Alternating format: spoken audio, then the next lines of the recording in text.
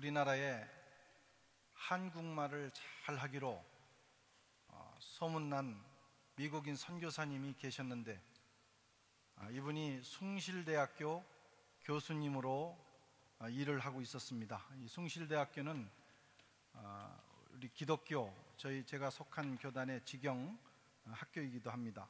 그래서 선교사님이 교수로 그곳에서 일을 하게 되었습니다. 한 번은 시험을 보게 되어 감독을 하는데, 어떤 두 학생이 쪽지를 주고받으면서 컨닝을 하는 거예요. 그게 발각이 되었습니다. 교수님이 그 두 학생을 불렀어요.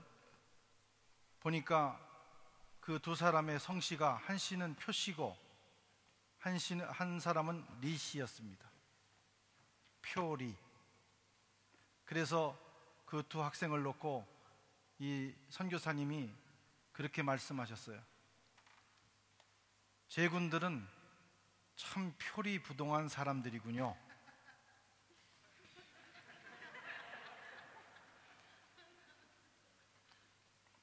이 유머로 말씀을 드린 건데, 여러분이 안 웃으니 참 난감하네요. 원래 이게 재밌게 하려고 전달을 할 때 재미없어도 웃어주는 것이 그리스도인의 인격입니다. 인격. 네. 표리부동하다. 겉과 속이 다르다는 거죠. 우리 기독교적인 용어로 말하면 외식하는 사람. 가면을 쓰고 자기 마음과 자기 정체를 감추고 살아가는 사람, 그걸 외식하는 사람이라고 합니다. 주님이 싫어하시는 부류 중에 하나가 외식하는 사람이에요. 대표적인 사람들이 바리새인과 서기관들입니다. 예수님은 그들을 향해서 그들의 외식을 강하게 비판하시고 책망하셨어요. 마태복음 23장 28절에 이와 같이 너희도 겉으로는 사람에게 옳게 보이되 안으로는 외식과 불법이 가득하도다. 이 독사의 자식들아.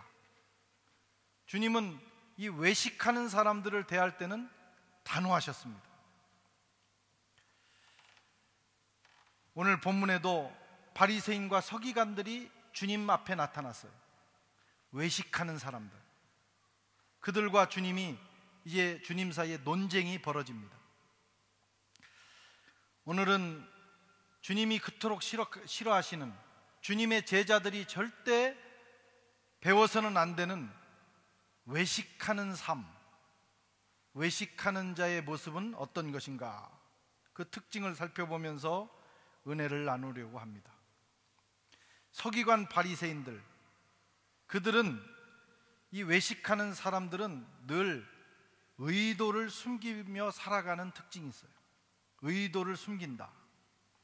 예수님이 제2차 이제 갈릴리 전도여행을 막바지에 두고 예루살렘에서 바리새인과 서기관들이 내려왔어요.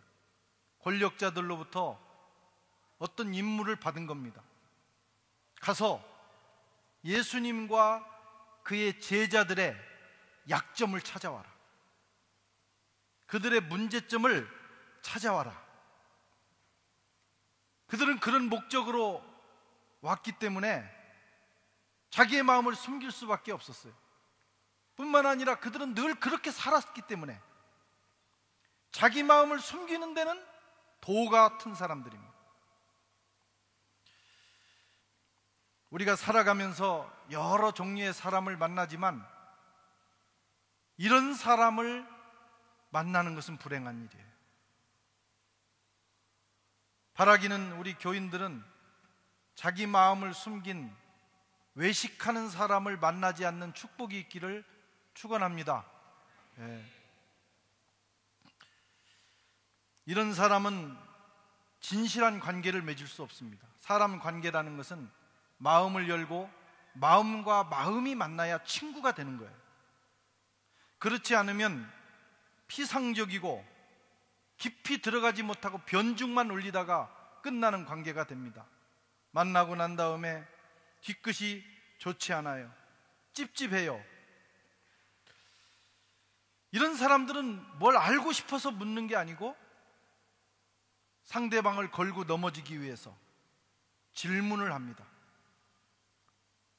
예수님께 이런 질문도 던졌어요. 가이사에게 이것을 세를 바치는 것이 옳습니까? 옳지 않습니까? 알고 싶어서 던진 게 아니에요. 예수님을 곤경에 밀어넣으려고 던진 것입니다. 외식하는 사람들은 늘 사람 관계를 이렇게 맺어갑니다.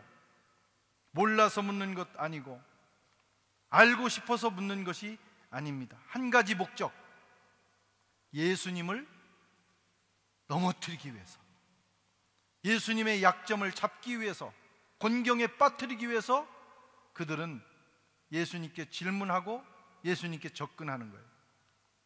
여러분, 이것이 외식하는 사람들의 특징입니다. 세상에는 사람들이 많잖아요. 우리가 만나야 될 사람들이 나 빼고 우리 주위의 이웃이 지금은 세계 인구가 몇 명입니까? 80억이 넘습니까? 80억 정도가 돼요. 얼마나 많은 사람들이, 우리 만나야 될 사람들이 있어요. 그런데 그 중에서 특별히 외식하는 사람들은 피하는 것이 좋습니다. 뿐만 아니라 우리 자신이 외식하는 사람이 되지 말아야 돼요. 그리스도인은 진실해야 합니다. 하나님 앞에서 진실하고, 하나님은 진실한 분이기 때문에 우리가 하나님 앞에 나아갈 때는 그분과 코드가 맞아야 돼요. 진실이라는 코드, 거룩이라는 코드, 그 코드를 가지고 나갈 때만 하나님과 소통할 수가 있어요. 이웃과도 진실해야 합니다. 자신의 속마음을 다 까놓으라는 건 아니에요. 그렇지만 우리가 누군가 대화하고 인격적인 만남을 할 때 마음을 열고 진실하게 나가는 것이 대단히 중요하다. 예수님은 진실하셨고 그리스도인의 삶도 진실해야 됩니다. 그렇지 않고 살아가는 것은 거짓말을 하게 되고, 거짓말은 마귀의 속성입니다. 어쨌든 바리새인 서기관들의 외식한 사람들의 특징은 자기 마음을 숨기는 데 탁월했다. 두 번째는 이 사람들은 자신의 잣대로 다른 사람을 판단하고 비판하는데 도사들입니다.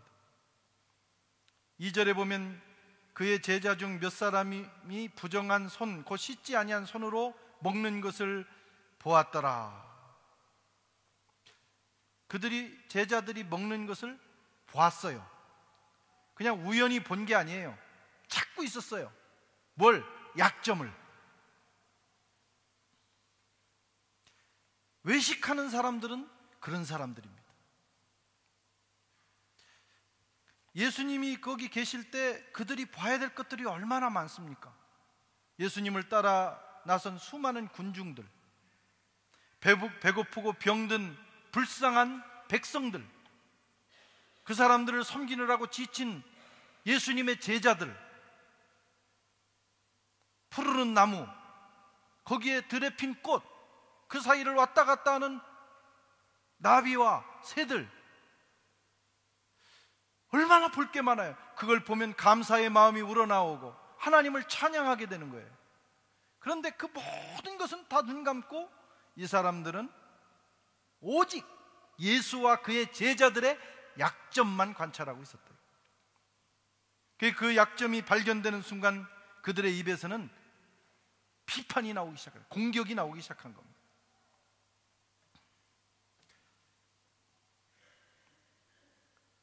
서기관들, 바리새인들의 눈에는 그 아름다운 장면이 보이지 않습니다. 그래서 감동이 없어요. 이런 사람들은 그런 눈으로 세상을 사는 사람의 마음은요, 불행해요. 남의 약점만 찾으면서 사는 사람은 불행합니다. 감동이 없어요.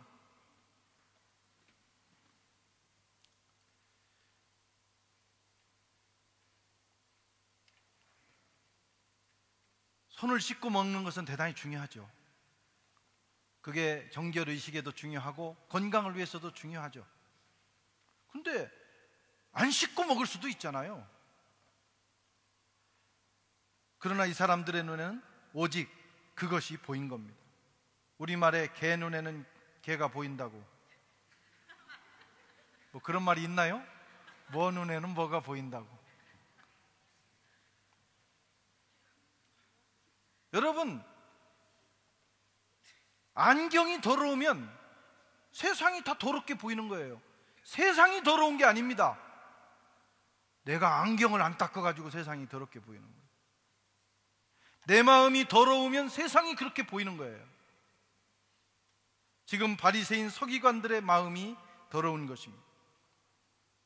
그들은 자신의 내면을 감추고는 제자들을 비난하기 시작했어요. 희한한 것은 다른 사람을 자꾸 비난하는 사람의 특징은 자기 마음에도 그게 있다는 것입니다. 자기 마음이 좋은 사람은요, 다른 사람도 좋게 봐요. 그런데 그 세상에 대해서, 사람에 대해서 그렇게 하는 사람들은 사실 확 까버리면 그 안에 그보다 더 진한 죄가 있어요. 그 성향이 있어서 그게 보이는 것입니다. 그래서 그런 사람을 만나면 아, 저 사람 마음이 그렇구나, 그렇게 생각하면 틀리지 않습니다.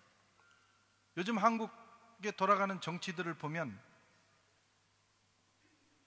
한때는 다른 사람을 공격했던 사람이 한때는 또 같은 공격을 받습니다. 저는 그걸 보면서 아, 사람이 다 그렇구나. 깨끗한 사람도 없고 그렇게 했던 사람들이 지 마음속에 그게 있어서 그렇구나 하는 그 진리를 깨닫게 됐어요. 어느 마을에 이웃의 험담을 정말 좋아하는 어떤 여자가 살고 있었어요. 하루는 친정엄마가 그 집을 찾아왔습니다. 그래서 창틀에 이 모녀가 앉아서 이런저런 얘기를 하다가 갑자기 이 딸이 습관적으로 옆집을 비난하기 시작하는 거예요. 엄마, 저거 봐요. 저 집 여자는 얼마나 칠칠맞은지 빨래를 해도 저렇게 얼룩지게 더럽게 해요. 참 희한한 여자예요. 그 말을 듣고 있던 이 친정엄마가 한숨을 푹 쉬면서 딸을 쳐다보고 그랬어요. 이년아, 창을 좀 닦아라. 창. 빨래가 더러운 게 아니고 유리창이 더러워서 그렇게 보이는 거다. 우리 주님께서도 말씀하시기를 마태복음 7장 3절에서 5절에 어찌하여 형제의 눈 속에 있는 티를 보고 내 눈 속에 있는 들보를 깨닫지 못하느냐. 보라, 내 눈 속에 있는 들보가 있는데 어찌하여 형제에게 이르기를 나로 내 눈 속에 있는 티를 빼라 하느냐. 외식하는 자여, 먼저 내 눈 속에서 들보를 빼어라. 그 후에야 밝히 보고 형제의 눈 속에서 티를 빼리라. 여러분은 자신 있습니까? 우리도 혹시 그렇게 살지는 않았느냐 이거예요. 바리새인 서기관들의 모습이 우리 속에 있지는 않은지 오늘 우리는 깊이 자신을 돌아봐야 합니다. 자신을 돌아보면, 남을 비난하기 전에 자신을 돌아보면 갑자기 남을 판단하고 비난할 용기가 없어져요. 왜? 다른 사람의 그 잘못은 빙산의 일각으로 나온 거기 때문에 아무리 커도 크지 않아요. 그러나 내 가슴을 열고 보면 내 속에 있는 그 부끄러운 것은 그거에 비하면 너무너무 큰 거예요. 그래서 자신을 성찰하는 사람은 남에 대해서 그렇게 판단하고 비난하지 않습니다. 저 사람이 나보다 훌륭하구나, 그런 생각을 하기 때문입니다. 외식하는 사람들은 다른 사람을 비난하고 판단하는데 도사들이었어요. 세 번째로 그들은 하나님의 계명보다 전통을 더 귀하게 여기는 경향이 있습니다. 9절 말씀을 같이 읽어보겠습니다. 너희가 너희 전통을 지키려고 하나님의 계명을 잘 버리는도다. 잘도 버리는도다. 여기서 전통이라고 하는 것은 그냥 불어로 트라디시용입니다. 유대인들은 정말 하나님을 사랑했어요. 율법을 받은 민족이에요. 율법대로 살려고 몸부림을 친 사람들이에요.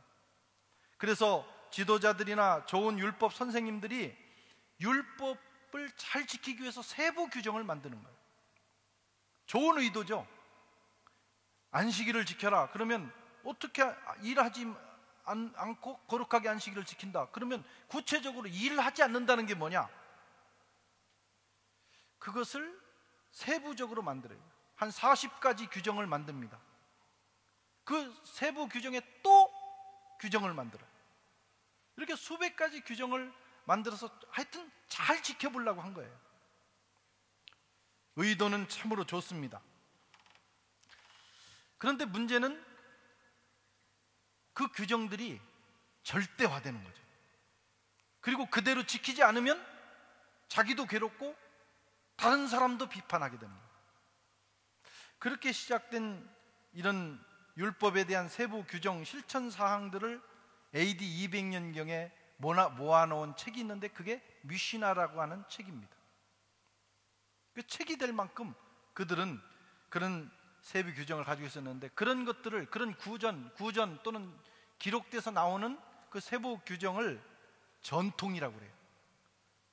예수님 당시에 이 여러 전통 중에서 정말 중요한 전통이 뭐냐면 정결의식 전통입니다. 정결의식. 하나님 거룩하기 때문에 하나님을 섬기는 백성은 거룩해야 된다. 그래서 잘 씻는 좋은 전통을 가지고 있었어요. 이 정결의식을 하지 않고 자기를 깨끗하게 하지 않는 사람은 하나님의 백성의 자격이 없다고 생각을 했어요. 3절에 보면 바리새인들과 모든 유대인들이 장로들의 유전을 지키어 손을 부지런히 씻지 않으면 먹지 아니하며, 이렇게 돼 있습니다. 전통은 좋은 거잖아요. 처음에 의도도 좋고 잘 지켜질 때 좋아요. 그러나 그것이 절대적인 건 아닙니다. 전통도 바뀔 수 있는 거예요. 그런데 유대인들의 전통은 바뀌지 않습니다. 더 강화될 뿐입니다. 정결의식을 하는데 그냥 손을 씻는 게 아닙니다. 손을 씻는 것도 세부 규정이 있어요. 손목까지 담가야 된다. 그리고 물을 이렇게 떠가지고 목 뒤까지 닦아야 된다. 우리가 회교권 나라를 가보면 그 이슬람 사원에 들어가기 전에 발을 닦고 또 몸을 씻는데 그냥 씻는 게 아닙니다. 다 절차가 있어요. 이렇게 유대인들이 그걸 만들어 놓은 것이죠. 그들은 정성을 다했습니다. 밖에 나갔다 돌아오면 목욕을 하고 손을 씻고, 그렇지 않으면 절대 밥을 먹지 않고 식기 그릇을 깨끗이 하고. 그건 중요해요. 왜냐하면 열대지방이니까. 위생에도 중요하고 건강에도 중요한 것입니다. 하나님께서 그래서 씻는 것을 중요하게 여기셨어요. 그러나 문제는 지나쳤다는 것입니다. 이 세부 규정들이 절대화됐다는 거예요.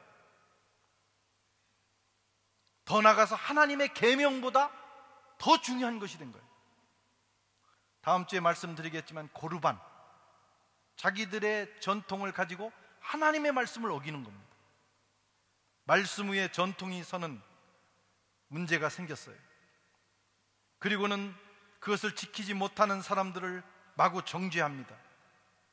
전통의 가치가 말씀의 가치를 앞서는 것입니다. 혹시 우리의 모습은 어떤지?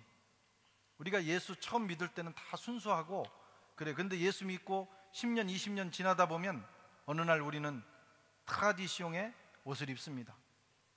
여러 가지 모양의 옷을 입어요.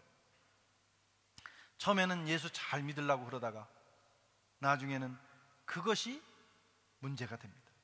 교회도 마찬가지. 초대교회는 좋은 모습을 가졌지만 시간이 지나면서 전통이 교회를 누릅니다. 하나님의 말씀보다 중요한 것들이 더 많아집니다.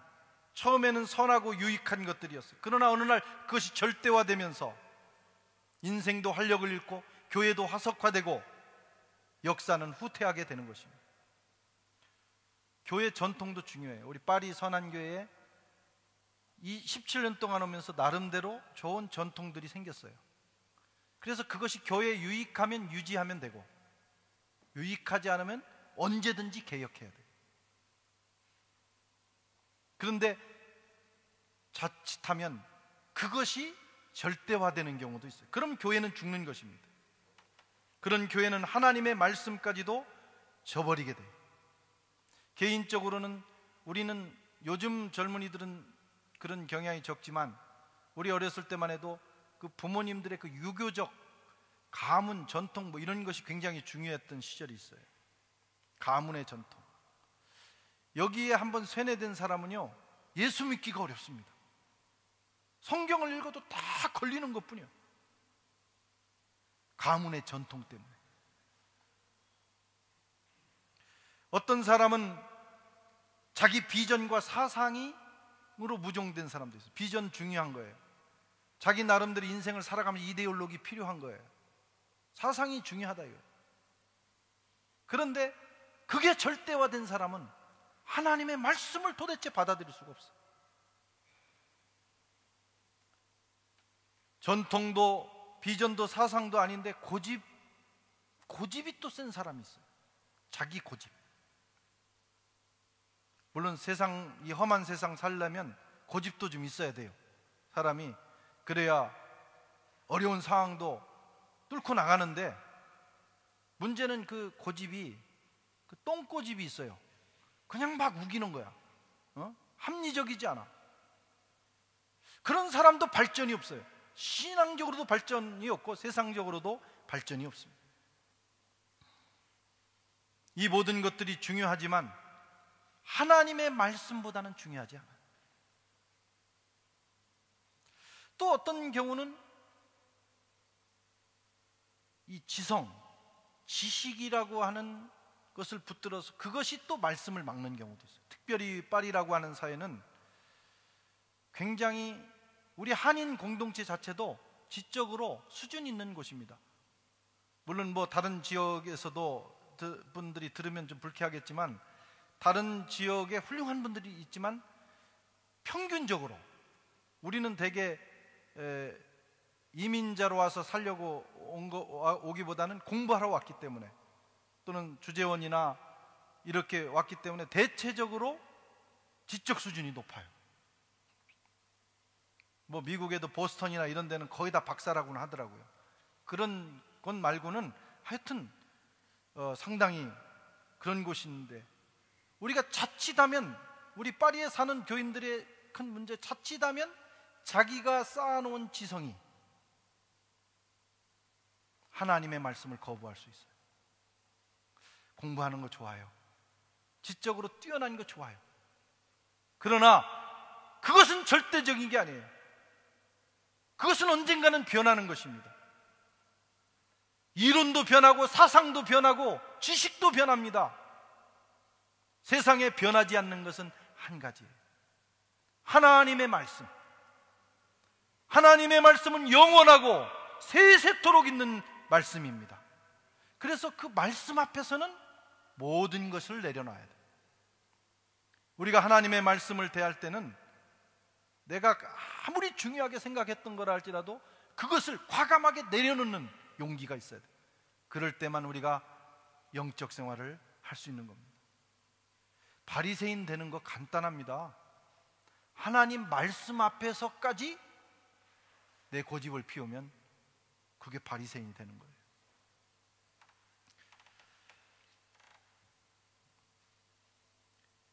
사랑하는 성도 여러분, 우리는 바리새인 서기관들의 제자입니까? 예수님의 제자입니까? 우린 예수님의 제자예요. 예수님이 가장 좋아하시는 길을 따라가면 돼요. 예수님이 좋아하시는 길, 좋아하는 사람이 어떤 사람이냐? 진실한 사람입니다.